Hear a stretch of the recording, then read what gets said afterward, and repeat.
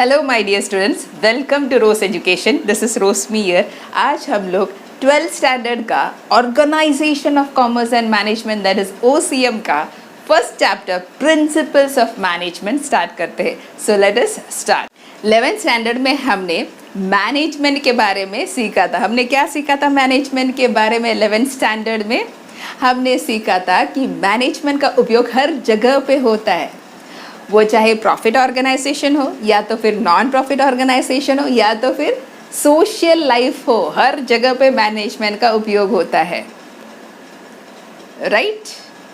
अभी मैनेजमेंट बहुत ही important role या की रोल प्ले करता है goals of the organisation achieve करने के लिए, या तो फिर जो लक्ष्य है ऑर्गेनाइजेशन का वो हासिल करने के लिए।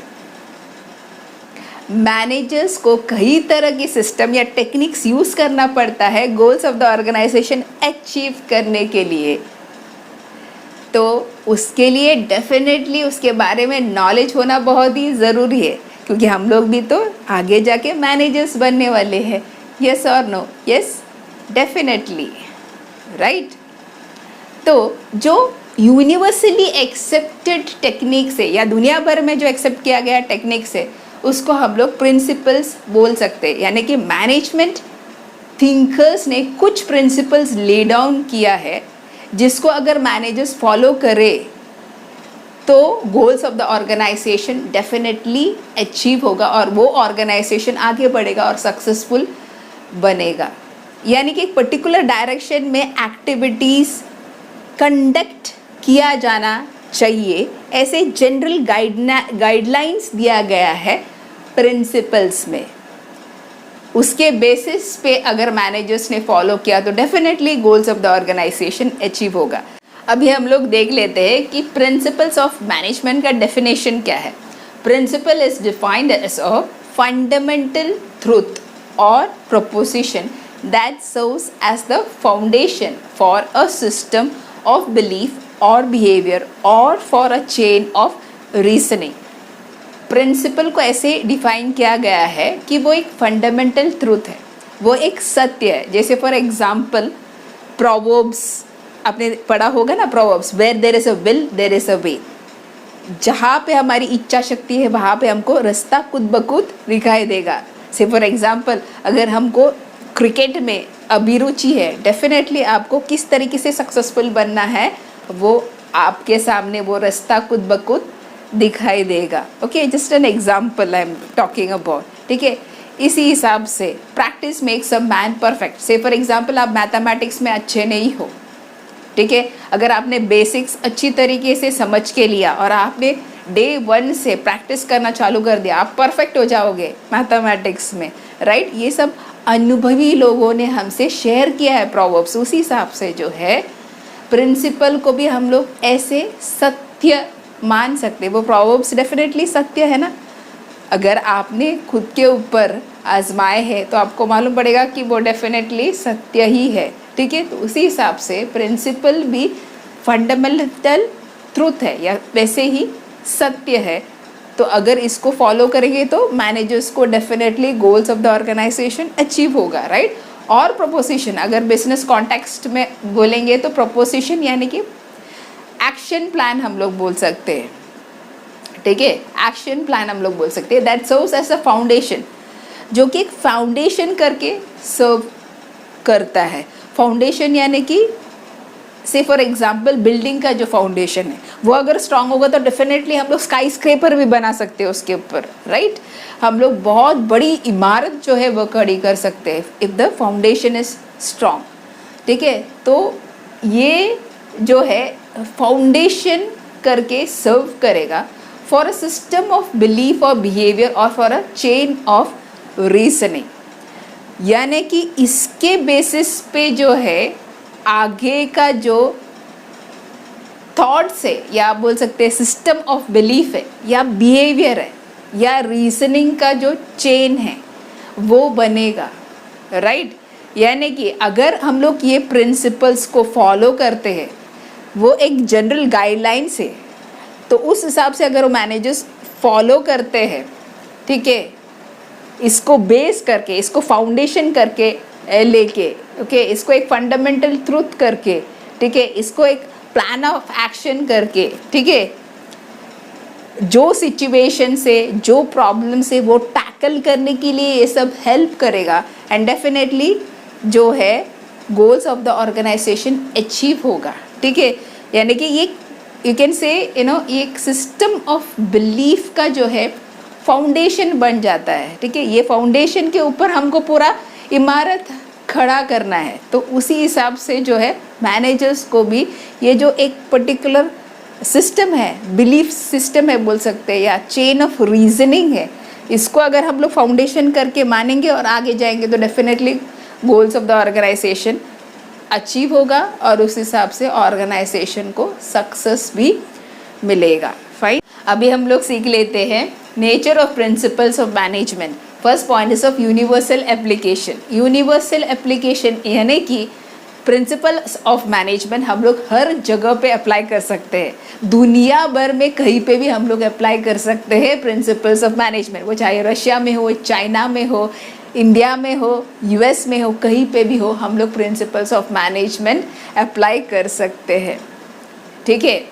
से फॉर एग्जाम्पल, ठीक है, एक्सपिरिट डे कॉप्स, ये एक पर्टिकुलर प्रिंसिपल है, 14 principles given by Henry file में से। इसका मतलब टीम स्पिरिट है, यानी कि टीम मेंबर्स को एक टीम स्पिरिट आना चाहिए, एक फीलिंग ऑफ टुगेदरनेस उनके अंदर लाना चाहिए, ताकि वो लोग कॉमन गोल्स जो है ना ऑर्गेनाइजेशन का वो अचीव करने के लिए मेहनत से काम करे, ठीक है। तब जाके उनके बीच में जो है म्यूचुअल अंडरस्टैंडिंग, एक दूसरे को समझ लेना और म्यूचुअल विश्वास, जिसको हम लोग म्यूचुअल ट्रस्ट बोलते हैं, वो आएगा तो ही डेफिनेटली जो कॉमन गोल्स है ऑर्गेनाइजेशन वो अचीव करने के लिए आसानी होगा, ठीक है। तो ये एक पर्टिकुलर प्रिंसिपल जो है ये कहीं पे भी हम लोग अप्लाई कर सकते हैं, येस और नो, रशिया में भी अप्लाई कर सकते हैं, चाइना में भी अप्लाई कर सकते हैं। इसी हिसाब से साइज भी ऑर्गेनाइजेशन का मैटर नहीं करता है, वो बड़ा ऑर्गेनाइजेशन हो या छोटा ऑर्गेनाइजेशन हो या मिडिल लेवल का ऑर्गेनाइजेशन का हो, किसी भी तरह का ऑर्गेनाइजेशन दुनिया भर में कहीं पे भी हो, ठीक है। ये जितने भी प्रिंसिपल्स दिया गया है मैनेजमेंट थिंकर्स ने वो हम लोग कहीं पे भी अप्लाई कर सकते हैं, ठीक है। इसके अलावा आप लोग को याद होगा levels of management, top level management, एक पिरामिड याद होगा ना, 11th स्टैंडर्ड में हमने सीखा था, top level management, middle level management, lower level management. Her level of management में भी हम लोग अप्लाई कर सकते हैं ये प्रिंसिपल्स ऑफ मैनेजमेंट, ठीक है। तो साइज कुछ मैटर नहीं करता है, दुनिया भर में भी हम लोग कहीं पे भी अप्लाई कर सकते हैं। और तीसरा है कि ये हर लेवल्स ऑफ मैनेजमेंट में भी अप्लाई कर सकते हैं। Got it, this particular point thoroughly. Second point is of general guidelines. Principles of management general guidelines देते हैं सिचुएशन को टैकल करने के लिए और प्रॉब्लम्स को सॉल्व करने के लिए या सॉर्ट आउट करने के लिए एक पर्टिकुलर ऑर्गेनाइजेशन में। प्रिंसिपल्स कभी ज़िद्दी नहीं होते या रिजिड नहीं होते हैं, ऐसा ज़रूरी नहीं है कि ये प्रिंसिपल्स को वैसे के वैसा हर एक ऑर्गेनाइजेशन में अप्लाई करना है। No, it's not like that, ठीक है। वो डिपेंड करेगा सिचुएशन पे, साइज़ क्या है, बड़ा है ऑर्गेनाइजेशन या छोटा है, फिनेंशियल कंडीशन ऑर्गेनाइजेशन क्या है, nature of the business organization कैसा है, इसके ऊपर सब डिपेंड करेगा, ओके। हमको कैसे अप्लाई करना है प्रिंसिपल्स ऑफ मैनेजमेंट। से फॉर एग्जांपल फेयर रेम्यूनरेशन करके एक प्रिंसिपल है, 14 principles of management given by Henry file में, ठीक है। अगर हम लोग वही प्रिंसिपल को ले ले, ठीक है। से फॉर एग्जांपल अगर मेरा छोटा सा एक कैफेटेरिया है, ठीक है, और मैं कैशियर को 25,000 दे रही हूँ, ऐसे ज़रूर नहीं कि बड़ा कैफेटेरिया का कैशियर को इक्वलन मिलता होगा, नहीं, उसको जो है ज़्यादा मिलता होगा। वो क्यों? बिकॉज वो बड़ा साइज में बड़ा है, उनका फिनेंशियल कंडीशन ज़्यादा है और मेरा जो फिनेंशियल कंडीशन बिजनेस ऑर्गेनाइजेशन का वो कम है, मेरा जो है छोटा कैफेटेरिया है। तो ये डिपेंड करेगा, ठीक है, nature of the business organization कैसा है, फिनेंशियल कंडीशन बिजनेस ऑर्गेनाइजेशन का क्या है, छोटा है या बड़ा है, ठीक है, ये सब पे डिपेंड करेगा, ओके। तो कहने का मतलब ये है कि प्रिंसिपल्स को हम लोग एक जनरल गाइडलाइंस करके ले सकते हैं सिचुएशंस को टैकल करने के लिए और प्रॉब्लम्स को सॉल्व करने के लिए एक पर्टिकुलर ऑर्गेनाइजेशन में, right. Third point is a principles are formed by practice and experiments. Principles को एक दिन में बनाया नहीं गया है, एक दिन में लाया नहीं गया है, वो डेवलप किया गया है काफ़ी सारा एक्सपेरिमेंट्स और टेस्ट करके, अलग अलग ऑर्गेनाइजेशन में डिटेल रिसर्च स्टडी करके, प्रैक्टिस करके, एक्सपेरिमेंट्स करके, ऑब्जर्वेशन करके जो है उसको डेवलप किया है प्रिंसिपल्स को। That is the reason why it is mentioned as principles are formed by practice and experiments. Fourth point is a flexibility. Flexibility यानी कि जैसे सिचुएशन डिमांड करता है उस हिसाब से चेंज होना या मॉडिफाई होना। सबसे बेस्ट एग्जांपल लॉकडाउन पीरियड में वर्क फ्रॉम होम कॉन्सेप्ट, जब भी लोग कोविड के वजह से घर से बाहर नहीं निकल पा रहे थे तो मैनेजर्स ने इमीडिएटली क्या अडॉप्ट किया, वहाँ पे work from home, conferences, meetings laptop के थ्रू काम करवा के लेना लोगों से। ओके, सो सिचुएशन वैसा था, तो इसी वजह से work from home most of the cases में स्टार्ट हो गया। इवन ऑनलाइन क्लास भी हमारा वैसे ही है, right. So this is called as flexibility. Flexible होना, जैसे सिचुएशन डिमांड कर रहा है उस हिसाब से चेंज होना। देन यू कैन सी काफ़ी सारा बिजनेसेस पॉप आउट हो गए, यू नो, वेजिटेबल्स और यू नो नॉन वेज, घर पे होम डिलीवरी। ओके, तो these are all you know new things which happen during the COVID times, we can say. तो कहने का मतलब ये है कि जैसा सिचुएशन डिमांड कर रहा है उस हिसाब से फ्लेक्सिबल होना। तो प्रिंसिपल्स में भी जो है वो फ्लेक्सिबिलिटी लाना पड़ेगा, जैसे सिचुएशन डिमांड कर रहा है वैसे। Fine. Fifth point is of behavioural in nature. Management एक ग्रुप एक्टिविटी है, ग्रुप के लोगों से किस तरीके से काम करवाया जा सके ताकि goals of the organisation achieve हो सके। तो ये प्रिंसिपल्स जो है वो गाइड करता है लोगों को कंट्रोल करने के लिए ताकि objectives of the organisation achieve हो सके। से फॉर एग्जांपल, अगर एक पर्टिकुलर मार्केटिंग डिपार्टमेंट है और उनका एक पर्टिकुलर सेल्स टारगेट एक महीने का है, तो मैनेजर को, मार्केटिंग मैनेजर को ये डिसाइड करना पड़ेगा, ये डिसीजन लेना पड़ेगा कि किस तरीके से जो है कौन से डायरेक्शन में फील्ड वर्क के लिए भेजना पड़ेगा ये मार्केटिंग एग्जीक्यूटिव्स को, ताकि वो अचीव हो सके उस महीने का सेल्स टारगेट। ठीक है, क्या इंस्ट्रक्शन देना पड़ेगा सेल्स कोऑर्डिनेटर को, किस तरीके से कोऑर्डिनेशन करना है मार्केटिंग एग्जीक्यूटिव्स के साथ में। इसके अलावा कितना कॉल्स पर डे करना पड़ेगा ये सेल्स टारगेट अचीव करने के लिए, ये सब डिसाइड या ये तय करना पड़ेगा मार्केटिंग मैनेजर को इफ़ेक्टिवली। ठीक है, आर यू गेटिंग? तो इसका मतलब क्या है, ये बिहेवियरल इन नेचर है, बिहेवियर से रिलेट करता है। ओके, ये प्योर साइंस जैसा नहीं है, केमिस्ट्री मैथमेटिक्स जैसा। ठीक है, ये सिचुएशन जैसा है, it's a form of social science. जैसा सिचुएशन है उस हिसाब से जो है लोगों को इन्फ्लुएंस करके किस तरीके से उन लोगों से काम करवाया जा सके। अगर उन लोग ठीक से नहीं काम कर रहे हैं तो उनको किस तरीके से काम करवाना चाहिए। ओके, अगर वो लोग अच्छे से काम कर रहे हैं तो उनको किस तरीके से इंसेंटिव्स दे के आगे और काम अच्छी तरीके से करने के लिए और उनको इन्फ्लुएंस कर सकते हैं। ठीक है, ये सब जो है it is behavioural in nature. Are you all getting what I am trying to say? So that is the reason why it is mentioned as principles of management are behavioral in nature. Next point is of cause and effect relationship. ठीक है, अभी इसमें भी principles में कैसा होता है, cause and effect relationship दिखेगा।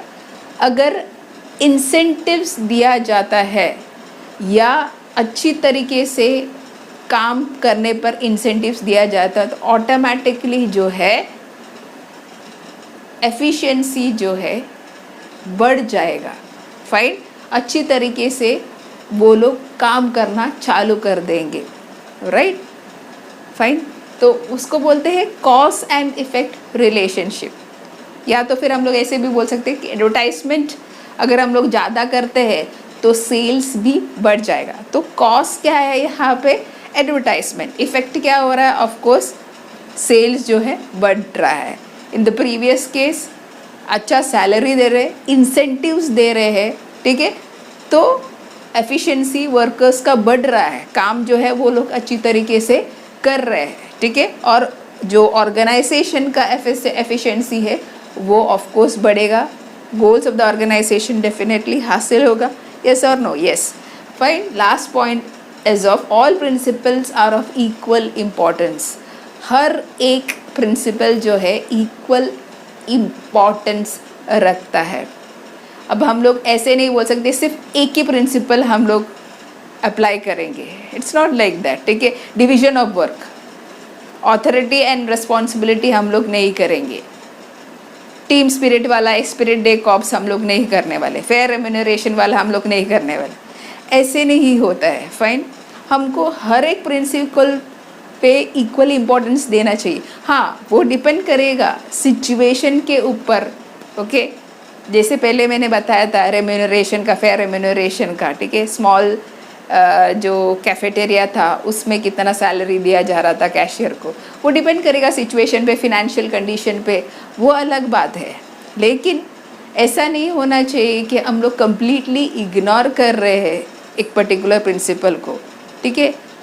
तो that is the reason why it is mentioned all principles are of equal importance. सबको इक्वल इम्पोर्टेंस देना चाहिए, डिपेंडिंग जो साइज है, नेचर है, फिनेंशियल कंडीशन है ऑर्गेनाइजेशन, उसके ऊपर डेफिनेटली फ्लेक्सिबल हो सकते हैं हम लोग, मॉडिफाई कर सकते हैं, चेंजेस लेके आ सकते हैं, ठीक है, वो अलग बात है। Fine, I hope that you all have understood all 7 nature of principles of management. See you all in the next video. Till then, bye bye from Rosmi.